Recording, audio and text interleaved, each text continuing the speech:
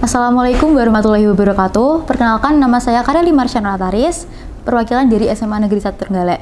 Di sini saya akan menjawab 5 pertanyaan esai dari SMA Award yang diadakan oleh Jawa Pos. Pertanyaan pertama. Jelaskan dan berikan contoh penerapan Pancasila sila ke-1. Baik, untuk jawaban dari pertanyaan pertama adalah sila pertama Pancasila berbunyi ketuhanan yang Maha Esa, memiliki makna yaitu pengakuan atas adanya Tuhan, yang mana ketuhanan dalam Pancasila menunjukkan bahwa eksistensi negara, bangsa, dan manusia Indonesia berelasi dengan Tuhan yang diyakini sebagai sumber dari segala macam kebaikan. Indonesia sebagai negara beragama yang mana terdiri dari bermacam-macam agama yang dianut oleh penduduknya, yang dapat diterapkan dalam kehidupan sehari-hari, diantaranya yaitu 1.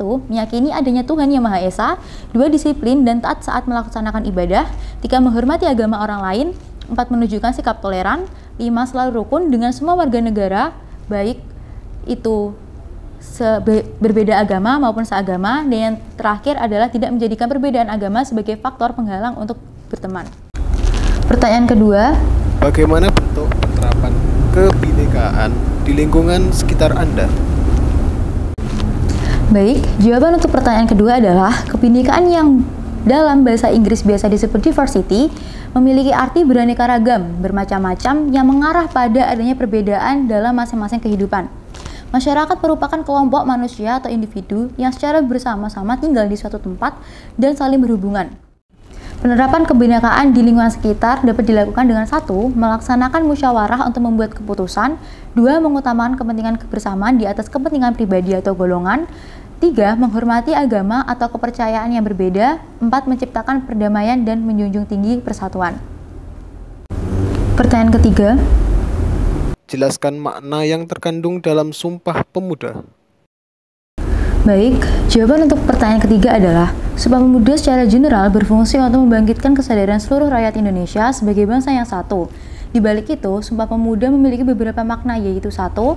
Memiliki makna nasionalisme karena adanya rasa kebersamaan, perasaan senasib, kedekatan fisik maupun non-fisik, dan persamaan tujuan mendorong bangkitnya nasionalisme dalam diri bangsa Indonesia. Yang kedua, cinta tanah air. Artinya kita bangga dan setia terhadap bangsa dan negara Indonesia. Yang ketiga, persatuan, yaitu Sumpah Pemuda membuktikan bahwa perbedaan yang ada di Indonesia tidaklah menjadi pemecah, melainkan pemersatu sebagai bentuk perwujudan dari Bhinneka Tunggal Ika yang artinya berbeda-beda tetapi tetap satu jua.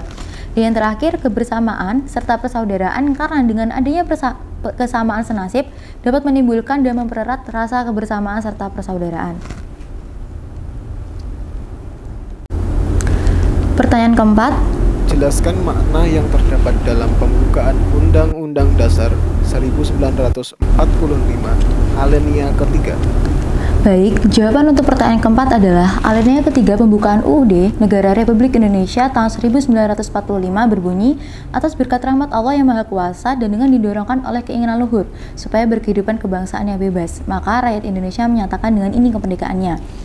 Dari alinea ketiga ini mengandung makna, yaitu 1. Pernyataan bahwa kemerdekaan yang diperoleh merupakan rahmat Allah yang Maha Kuasa. 2. Menunjukkan sisi religius bangsa Indonesia. Yang ketiga, mengukuhkan terhadap proklamasi kemerdekaan Republik Indonesia. Dan yang terakhir, menunjukkan sisi moralitas bangsa Indonesia.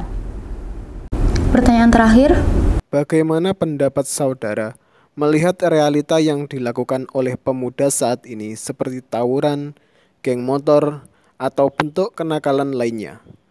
Apakah hal tersebut sudah sesuai dengan nilai-nilai Pancasila sebagai pedoman hidup berbangsa dan bernegara? baik, pendapat saya mengenai hal tersebut adalah tentu bertentangan dengan nilai-nilai yang terkandung dalam Pancasila.